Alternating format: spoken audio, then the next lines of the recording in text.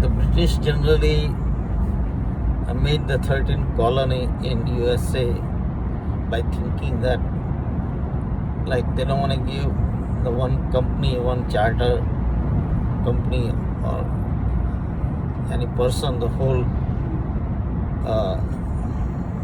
control of the over the all territory, because they see that the area that they got in America that time, the North America is all under them except Mexico. So they think that like we don't have enough power also, and the king can see the future about that. So he tried 3 different ways to give the control to the different company, different person. Like some he gave directly, like Virginia and Maryland, like one person got control, and some with the East India kind of the company that controls some area, and some is the collection of the people. That's why they made total 13 colony. So by the time they go to the Americas, beginning of the 17th century, from 1608 to 1699, and then it reached to the 1701 to 1776.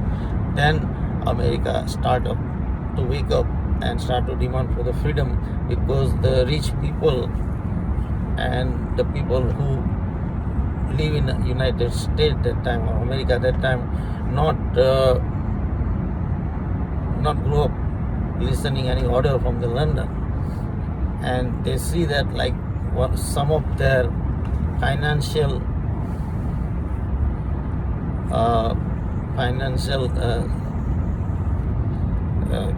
kind of the things is going to hurt by the decision in Mumbai, decision in London by tax and other things. So like actually whatever they call so-called the freedom fighting of the United States or America was actually the fighting of the rich Americans. They are landlords and they are local rajas and slaveholders who do not want to pay the tax. So then they come up with this freedom kind of the concept.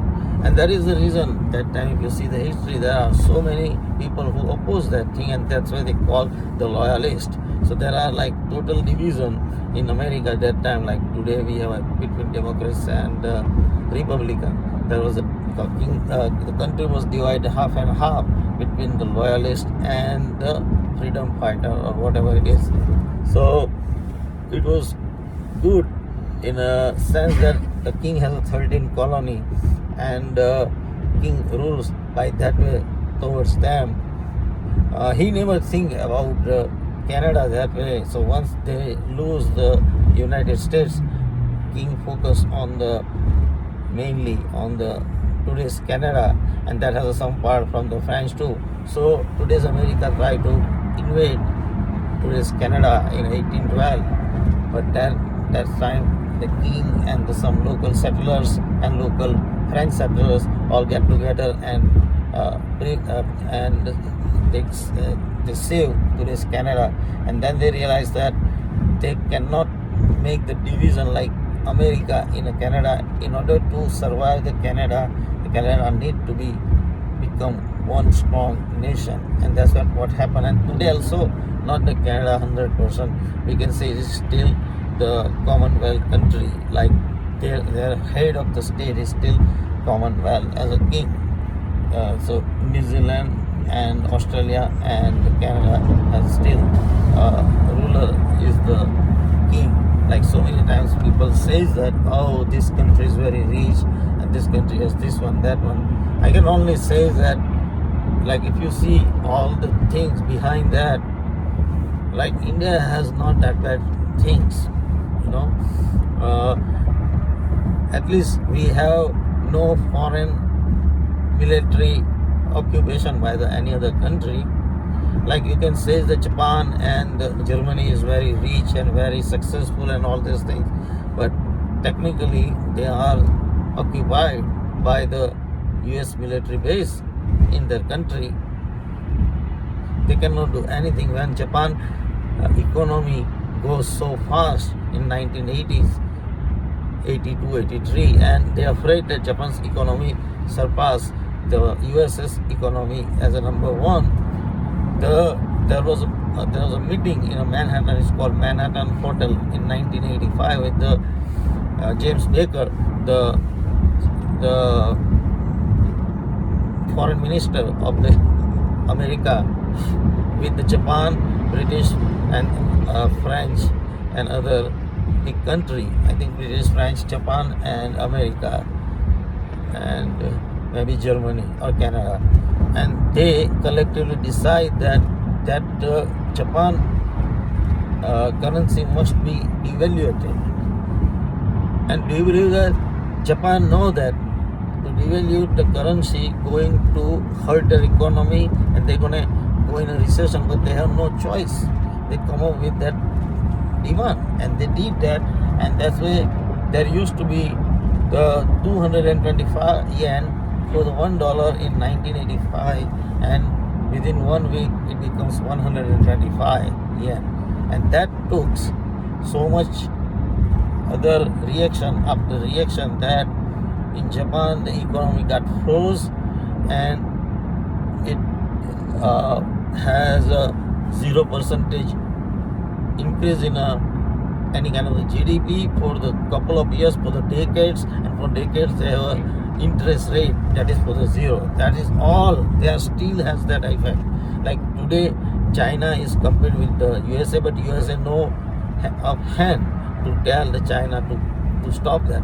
Think about that. Japan is a number one economy by the 1985, but it is the USA that forcefully devalued their currency, and that they become almost bankrupt. Not the bankrupt, but almost bankrupt. And that's why they have a 0% interest rate for so long time, more than 10 years. So that is the thing. The same thing in Germany. Germany has an American base. America has 800 base in the whole world. We should thankful to the Gandhiji and our previous prime ministers and everybody to stay firm against anybody, the Russian, American, anybody, that we don't have any foreign military occupation from any country. That is like what are you gonna do with all the richness that you got and all these things? Yes, I do believe cleanliness and you should be very polite with everybody. That has nothing to do with the richness. The thing is that you become rich country if it is depends on having you surrender to the other bigger power. That is like you basically lost your independence and then becomes the rich under that. That is, do we need that in India? No, we don't need that.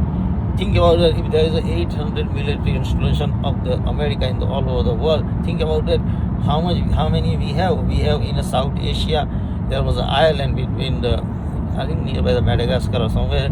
It used to owned by the British, and then they gave it for the USA for the military purpose. It is all like occupied by the lot of places.